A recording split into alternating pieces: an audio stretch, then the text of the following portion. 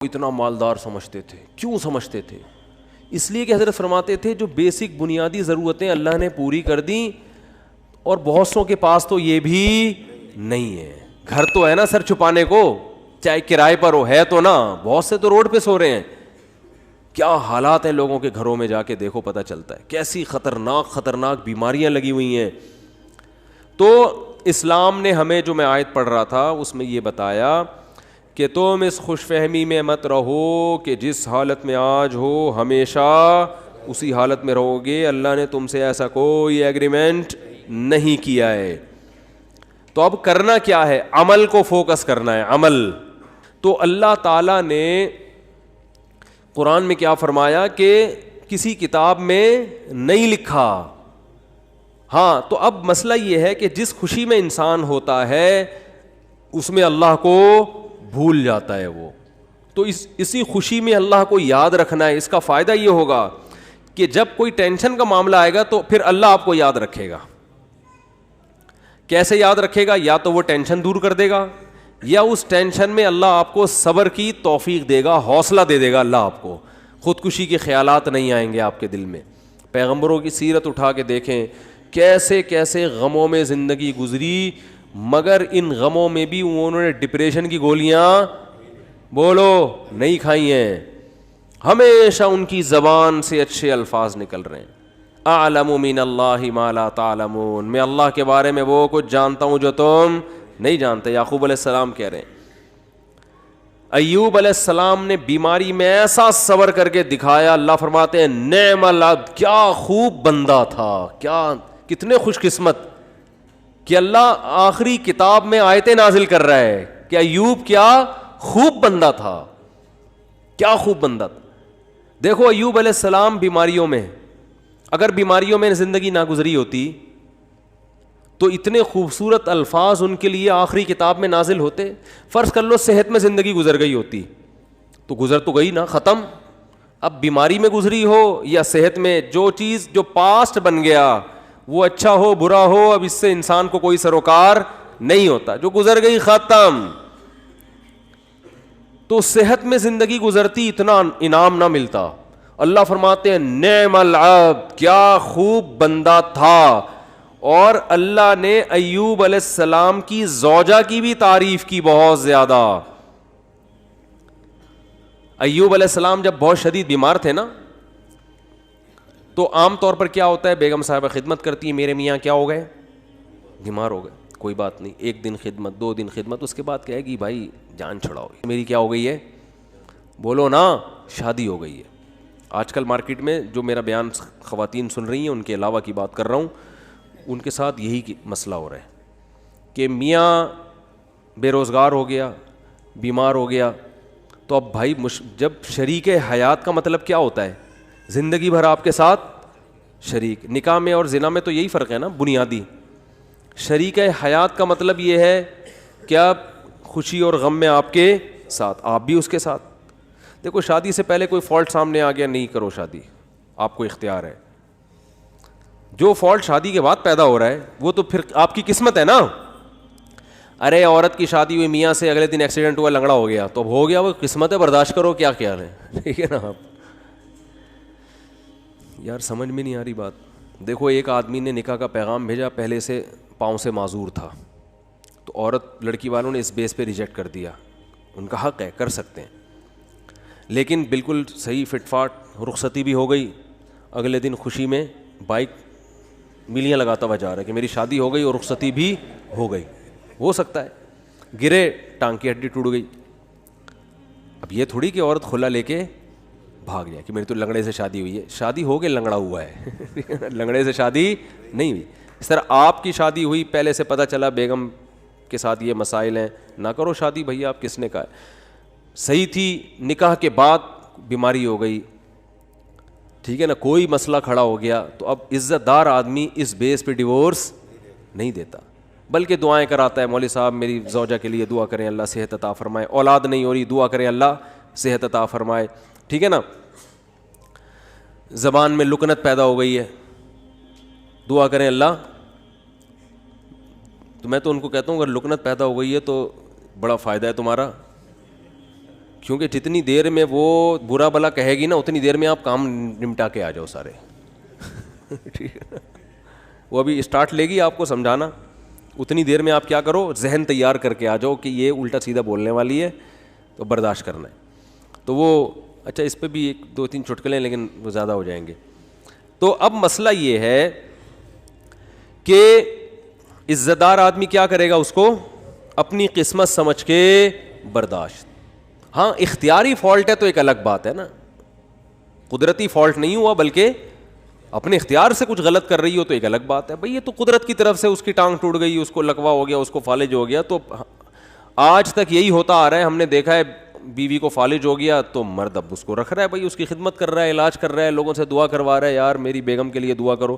ایسے موقع پہ عزت دار آدمی طلاق نہیں دیتا, وہ کہتا ہے بھائی اب برداشت کرو یار, میری قسمت ہے.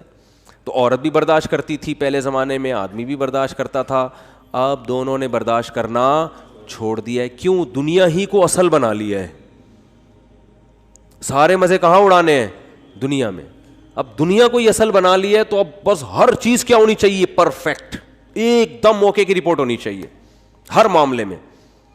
تو یہ تو بھائی گوروں کا نظریہ ہے, یہ مسلمان کا نہیں ہے. تو میں ایوب علیہ السلام کا بتا رہا تھا کہ وہ شدید بیماری میں, وہ بیماری کیا تھی اس کا تفسیر میں کوئی ذکر نہیں ملتا نہ حدیث میں, بس کوئی بہت سخت بیماری تھی جس میں بہت طویل عرصے مبتلا رہے ہیں. تو اللہ نے ان کی زوجہ کی بھی کبھی خیال کیا. ان کی زوجہ نے اپنے میاں کی کئی سال خدمت کی ہے, کئی سال خدمت کی ہے. تو اب کیا ہوا کہ ایک دن خدمت میں تھوڑی سی کوتاہی ہوئی تو حضرت ایوب علیہ السلام کو غصہ آ گیا اور انہوں نے کہا کہ میں اگر ٹھیک ہو گیا نا میں تجھے 100 ڈنڈے ماروں گا. صحیح ہے نا, کیونکہ بیمار آدمی چڑچڑا ہو جاتا ہے نا, تھوڑا سا اس میں برداشت کم ہو جاتی ہے. اب بیچاری بیوی اتنی خدمت کر رہی ہے لیکن تھوڑی سی کوتاہی ہوئی تو ان کو غصہ آ گیا. انہوں نے کہا کہ اللہ کی قسم میں ٹھیک ہو گیا تو 100 ڈنڈے ماروں گا. تو اللہ نے ٹھیک کر دیا. اب پیغمبر پریشان کہ اتنی نیک بیوی جس نے اتنی خدمت کی, وہ کہ اس کو 100 ڈنڈے ماروں گا, تو بولے کہ ٹھیک نہ ہوتے تو ہی اچھا تھا بھائی. ٹھیک ہے نا. تو قرآن کے الفاظ دیکھو, خذ بیدک ضغثا فاضرب به ولا تحنث. اے پیغمبر آپ قسم بھی نہیں توڑ سکتے, آپ تو پیغمبر ہیں, اور بیوی اتنی نیک ہے اس کو مارنے کی اجازت نہیں ہے, اس کو آپ نے 100 ڈنڈے نہیں مارنے. اب قسم پوری کرنے کے لیے ایک جھاڑو لیں جس میں 100 تنکے وہ ایک ہی دفعہ لگا دیں بس. ویسے تو ایک یوں کر کے بھی لگانا بھی وہ ہے, لیکن جب بیوی کو پتہ چلے گا اللہ نے میرے لیے میرے میاں کو یہ ہیلا بتایا ہے تو یہ جھاڑو لگانا یہ عزت دی جا رہی ہے. یہ کس کی طرف سے ہیلا بتایا جا رہا ہے؟ بولو بھائی, اللہ کی طرف سے. آج بہت سے لوگ کہتے ہیں قرآن و حدیث میں ہیلے بالکل بھی نہیں ہے مولویوں نے. بھائی ہیلوں کی بھی 2 قسمیں ہوتی ہیں, ایک جائز ہیلے اور ایک ناجائز ہیلے. ایک صاحب ٹی وی میں آ رہے تھے رمضان میں, وہ کہہ رہے تھے مولویوں نے ہیلے ویلے بہت نکالے ہوئے ہیں, ہر چیز کا ادھر سے ہیلا ادھر سے ہیلا, اور یہ سب بنی اسرائیل نے بھی ہیلے کر کے مچھلیاں پکڑی ہیں. تو میں نے کہا یار میں ان کے سامنے بیٹھا ہوتا تو میں کہتا آپ کو بنی اسرائیل کے ہیلے تو ذہن میں آ رہے ہیں جو اللہ نے خود ایوب علیہ السلام کو ہیلے بتائے. اس لیے دین فقہا سے سیکھو. یہ جو نئے نئے فنٹر بن رہے ہیں نا آج کل, ان سے دین نہ سیکھو. یہ ایک طرف کی دلیل جانتے ہیں, دوسرا ان کو پتہ ہی نہیں ہوتا. سود سے بچنے کے ہیلے نکالے ہوئے ہیں, تو سود سے بچنے کے ہیلے تو عین مطلوب ہیں. ایسا ہیلا جس سے سود سے بچ جاؤ, یہ تو شریعت چاہتی ہے. یہ وہ ہیلا تھوڑی ہے جو بنی اسرائیل نے کیا تھا مچھلیاں پکڑنے کے لیے. تو ہیلے دیر آر 2 types آف ہیلے. ایک ہیلا جو حرام سے بچاتا ہے, ایک ہیلا جو حرام میں ڈالتا ہے آپ کو. دونوں میں فرق ہے. سود سے بچنے کے لیے جو ہیلے کیے جاتے ہیں وہ سود سے بچنے کے لیے جاتے ہیں, چونکہ سود حرام ہے تو سود سے بچنے کے لیے کا مطلب حرام سے بچنے کے لیے. اور ایک ہیلا وہ ہوتا ہے جو حرام میں آپ کو مبتلا کر دیتا ہے. تو بیوی کو مارنا کوئی اچھا کام تو نہیں ہے نا اسلام میں. تو اللہ نے ایک نیک بیوی کو بچانے کے لیے ان کو ہیلا بتا دیا کہ بھئی ایک جھاڑو میں 100 تنکے لو, ایک ہی دفعہ میں لگا دو تو گویا 100 کوڑے لگ گئے. تو قسم بھی پوری ہو گئی, بیوی بچ گئی. تو یہ اللہ نے حضرت ایوب علیہ السلام کی وائف کو, ان کی زوجہ کو, ان کی اہلیہ کو اتنا پروٹوکول کیوں دیا کہ قرآن میں ان کا تذکرہ بھی کر دیا. یہ شوہر کی خدمت کی وجہ سے, شوہر کے ساتھ وفا کی وجہ سے. یاد رکھو آج عورتیں اپنے شوہر کی طرف سے جن آزمائشوں میں ہیں, جو قدرتی آزمائشیں, جو قدرت کی طرف, بے روزگاری اللہ کی طرف سے ہو جاتی ہے نا. بھائی میاں کا روزگار چھوٹ گیا, یہ تو اللہ ہے جس کو چاہتا ہے رزق کشادہ دیتا ہے, جس کی چاہتا ہے روزی بند کر دیتا ہے. وہ بیچارہ اپنی طرف سے محنت کر رہا ہے لیکن بے روزگار ہو گیا, نئی کاروبار حرکت میں آ رہا. تو یہ اللہ کی طرف سے ہے. خود سے نالائق ہو تو ایک الگ بات ہے, اللہ کی طرف سے جو آزمائشیں میاں پہ آئیں تو عورت کو چاہیے ان آزمائشوں میں اس کا ساتھ دے, اسے ذہنی ٹارچر نہ کرے. کیونکہ بے روزگاری کی بیماری اتنی, بے روزگاری کا عیب اتنا بڑا نہیں ہے جتنا اس بیماری کا عیب ہے جس میں ایوب علیہ السلام مبتلا ہوئے تھے, کیونکہ اس میں تو کمانا ممکن ہی نہیں تھا اور اوپر سے خدمت بھی. سمجھا پا رہا ہوں اپنی بات کہ نہیں سمجھا پا رہا؟ اس میں خدمت بھی, تو وفا کرنی چاہیے, وفا. اور یہ جب تک آخرت سامنے نہیں ہوگی ان میں سے کوئی بھی کام نہیں ہو سکتا. ہمارے محلے میں ایک صاحب گزرے, ان کا انتقال ہو گیا, اللہ ان کی مغفرت فرمائے. ان کی زوجہ 15-20 سال بیمار رہی ہیں کسی سخت قسم کی نفسیاتی بیماری میں. اس بندے نے 15-20 سال اپنی زوجہ کی دن رات خدمت کی ہے. وہ بیوی نہ بیچاری کھانا پکانے کے قابل, نہ برتن دھونے کے قابل ایسی بیماری میں, تو یہی اس کے لیے کھانا بھی پکا رہا ہے. اتنے پیسے نہیں ہوں گے کہ ملازم رکھو, یہی اس کے لیے بولو ساری خدمتیں کر رہا ہے. تو میں نے کہا یار اس کی تو ویسے ہی بیچارے کی بخشش ہو جائے گی, اللہ کہے گا تو نے کسی کی بیٹی کو رکھا گھر میں اس حالت میں بھی, اب وہ نہیں پکا سکتی بیچاری, اور وہ نہ کپڑے دھو سکتی ہے, اور یہ اتنے پیسہ بھی نہیں ہے کہ, تو خود ہی کر رہا ہے سارے کام. تو یہ کوئی عیب کی بات بولو بھائی نہیں ہے. اپنی بیٹیوں کو سوچا کرو نا, آپ کی بیٹی کے مسائل ہو جائیں تو آپ چاہتے ہو یار سسرال والے برداشت کریں تو دوسروں کو بھی برداشت. ہاں جان بوجھ کر کوئی فالٹ ہے نا تو پھر میاں میں ہو تو ہم عورت کو مشورہ دیتے ہیں اس فالٹ کو صحیح کرو ورنہ پتلی گلی سے نکلو, ٹھیک ہے نا, کہ 10-20 سال اس فالٹ کو بہت خطرناک قسم کا اگر فالٹ ہے تو ایک الگ بات ہے. تو اللہ تعالیٰ نے قرآن مجید میں, اچھا بھائی بیان کے دوران خواتین باتیں کر رہی ہوتی ہیں, بالکل بھی مناسب نہیں ہے, کئی دفعہ شکایتیں آئی ہیں, بیان سننا چاہیے شوق سے.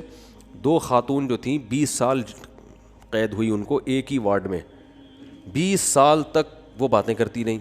جب نکلی ہیں نا, جس دن رہائی ہوئی تو کہیں بہن کچھ باتیں رہ گئی ہیں, انشاءاللہ اگلے ہفتے ہماری ملاقات ہوگی تو اس کو کمپلیٹ کریں. تو یہاں جو خواتین آتی ہیں بھائی بیان کو فوکس کریں نا, آپ کے فائدے کی باتیں ہو رہی ہیں تو آپ کے دل میں میاؤں کی محبت ڈالی جا رہی ہے, ٹھیک ہے. تو اللہ نے کیا فرمایا کہ جس کنڈیشن میں آج ہو ضروری نہیں کہ کل بھی اسی کنڈیشن میں ہوگے, لہذا کیا کرنا ہے, اعمال کو فوکس کرنا ہے. اس عمل کا فائدہ کیا ہوگا کہ اللہ نہ کرے کل ٹینشن آئی بھی تو اس ٹینشن کو برداشت کرنا کیا ہو جائے گا, آسان. میں جمعے کی خطبے میں یہ حدیث اکثر پڑھتا ہوں. حضرت عبداللہ ابن عباس بالکل نوعمر تھے, آپ صلی اللہ علیہ وسلم کے ساتھ سواری میں پیچھے بیٹھے تو آپ صلی اللہ علیہ وسلم فرمائے, یا غلام, اے نوجوان, اے لڑکے, میں تجھے نصیحت کرتا ہوں, احفظ اللہ یحفظک, اللہ کے دین کی حفاظت کر, یعنی اللہ کے احکام کو پورا کر, اللہ تیری حفاظت کرے گا. احفظ اللہ یحفظک, احفظ اللہ تجدہ تجاہک. جب کوئی یعنی شریعت کا حکم آئے نا تو اس میں اللہ کے حکم کو مقدم کرو, تو جب کوئی مصیبت آئے گی تم اللہ کو اپنے سامنے پاؤ گے.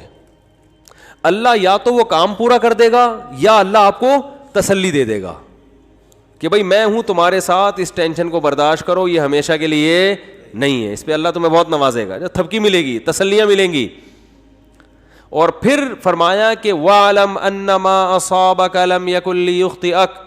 ٹینشن ختم کرنے کے 2 طریقے نبی نے بتا دیے یہاں پہ. ایک تو عمل صحیح کر لو تو ٹینشن میں اللہ آپ کے ساتھ ہوگا. دوسرا طریقہ تقدیر پر ایمان.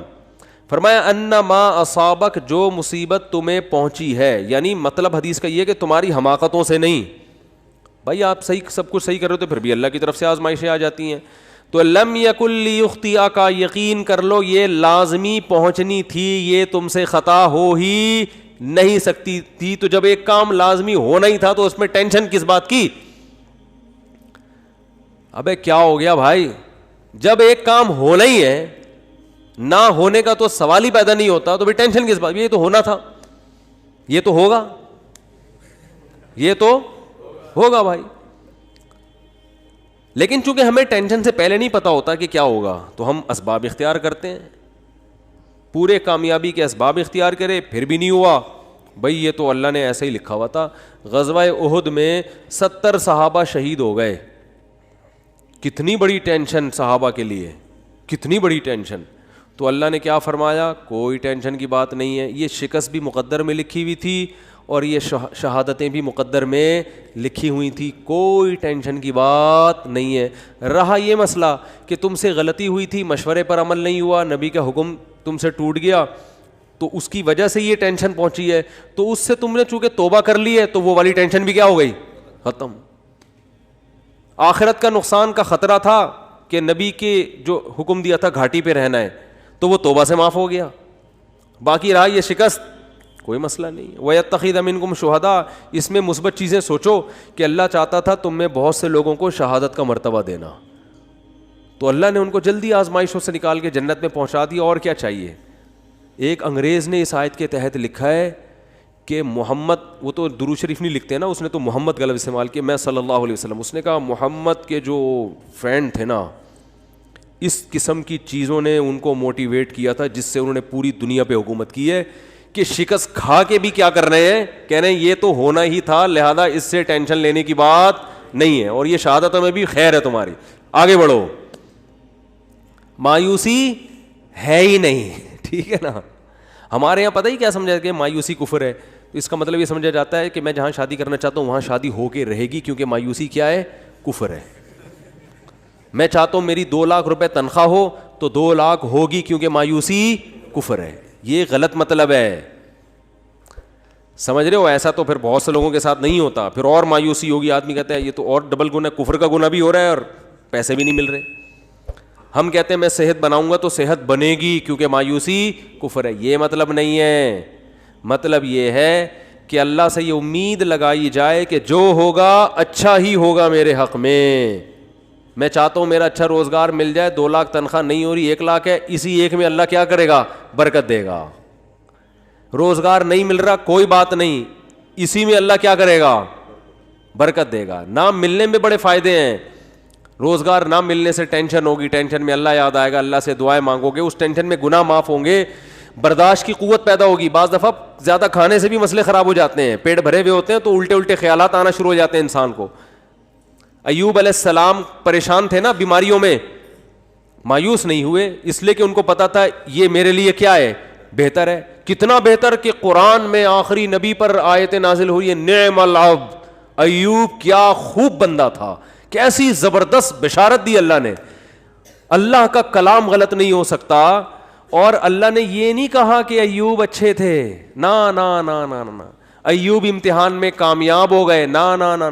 نعمہ تعجب کا صیغہ ہے, گویا اللہ تعجب کر رہے ہیں یار کیا خوب بندہ تھا. اللہ کو تعجب نہیں ہوتا, لیکن اللہ ہم سے ہماری زبان میں بات کر رہے ہیں کہ اگر کوئی ایوب کی قربانی اور اس کے صبر کو دیکھتا تو کہتا ہے بھائی یہ صبر کھوپڑی میں آنے والا نہیں ہے, یہ تو بہت ہی زبردست بندے ہیں اللہ کے. اتنا بڑا کامیابی کا سرٹیفکیٹ ان کو اس بیماری کی وجہ سے ملا. اور آج ذرا سی پریشانی آدمی 10 قسم کے, یہ میرے ساتھ ایسا کیوں ہو گیا, میرے ساتھ ایسا کیوں ہو گیا. اور آج کل یونیورسٹیوں میں ہوتا یہ ہے کہ ٹینشنوں میں خدا کا انکار کر دیتے ہیں. پہلے تو یہ تصور نہیں تھا. اب جو نئی نسل آ رہی ہے نا, فون کرتے ہیں مجھے, بتاتے ہیں میرے ساتھ یہ ہوا, میں تو اللہ کو مانتا ہی نہیں. میں کہتا ہوں یار یہ میرے سامنے اتنا جری ہے, عام حالات میں کیا کر رہا ہوگا. تو نہ مانو, اللہ کو آپ کے منوانے کی کوئی ضرورت نہیں ہے. وہ سمجھتے ہیں کہ مجھے ترس آئے گا, ہائے بیچارے کے ساتھ اتنا غلط ہو گیا کہ یہ تو اللہ کو ہی نہیں مان رہا, ہائے ہائے ہائے, یہ تو آ جاؤ میں تمہیں تسلیم. میں کہتا ہوں بھائی تو نہ مان, جس خدا نے تجھے پیدا کیا ہے کم وقت تو اس کی نہیں مان رہا, تو ہماری کیا مانے گا ہے. تو یہ جو ایتھیزم پھیل رہا ہے نا, اور میں نے آپ کو رپورٹ پیش کی تھی نا کہ ایتھیس میں خودکشی کا ریشو زیادہ ہے, کیونکہ ایتھیزم کی طرف جاتا انسان بہت مرتبہ, ہمیشہ نہیں, بہت مرتبہ عدم برداشت کی وجہ سے.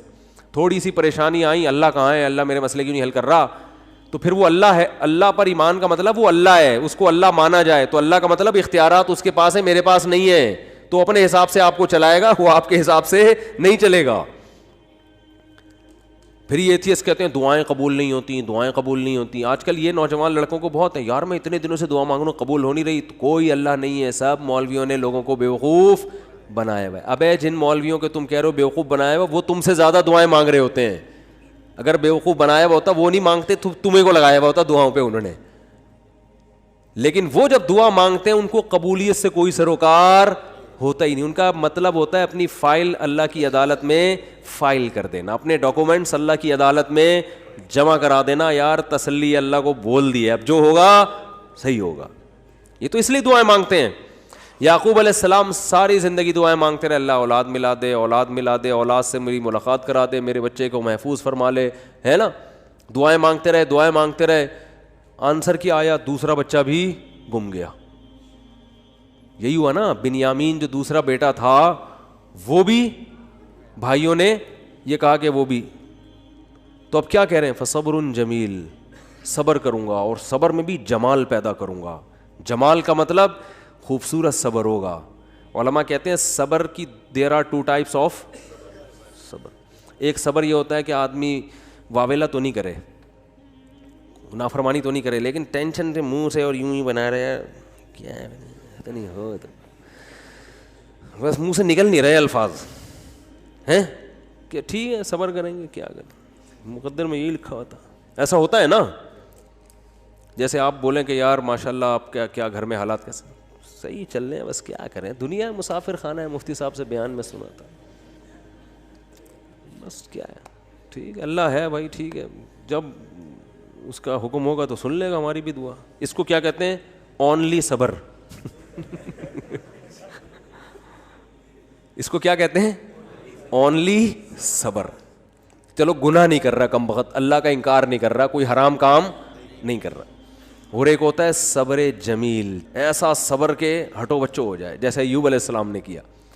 وہ صبر یہ ہوتا ہے کہ ذرہ برابر اپنے ایٹیٹیوڈ سے اور اپنی زبان سے شکایت نہ جھلک رہی ہو.